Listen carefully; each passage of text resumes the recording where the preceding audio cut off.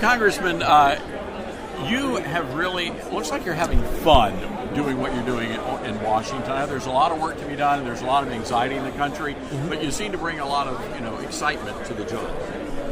I mean, look, it is hard work, and we go hard, but I just try to keep perspective.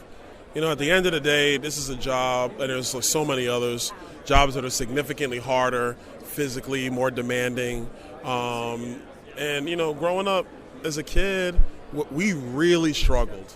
So in a lot of respects, it's tough, but man, you just try to enjoy the little stuff and have a good time while you're doing the things that you want to do. My dad was an electrician, so it was paycheck to paycheck, with our family. Yeah. I think that's the way it is for a lot of families, and they need to know that you can live the American dream, you can make it work, and there are people in Washington fighting for you. Yeah, I agree. And there's actually a lot of us, and I think that's really the cool thing that I'm starting to see happen in Congress. It's starting to translate where more people from all walks of life are starting to come in. That's a good thing. We need that. It helps us understand everything that's going on back home in the lives of people. We're talking to Lieutenant Governor Winsome Sears out of Virginia. Mm-hmm. She was talking about especially the education system and how it's literally dividing the country, and it's important for government to get in and do something about that. What do you say about that?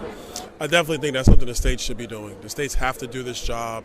You don't want the feds getting involved in education any more than we already have been.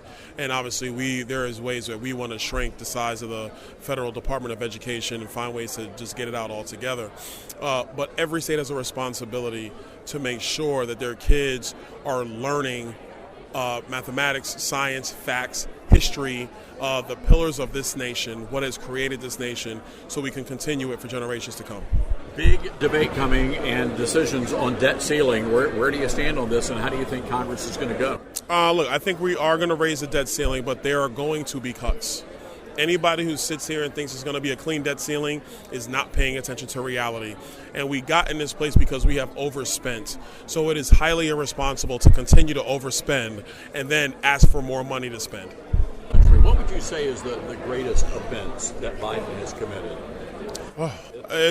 There's a lot, but I think the two that jump to me is, one, our southern border. It's a catastrophe what Joe Biden has done with the asylum process. He's bastardized it. We have fentanyl killing Americans in every corner of the country at record rates, something we've never seen or could have contemplated. And then foreign policy. Our standing in the world was a strong one 3 years ago, 2.5 years ago. And now we have nations who are just walking around us, and it's really sad to see. I truly believe with different leadership, you wouldn't have seen a Russian invasion. With different leadership, you wouldn't have seen 13 men and women die in Afghanistan at H. Kaya. You wouldn't have seen it. It's really hard to take.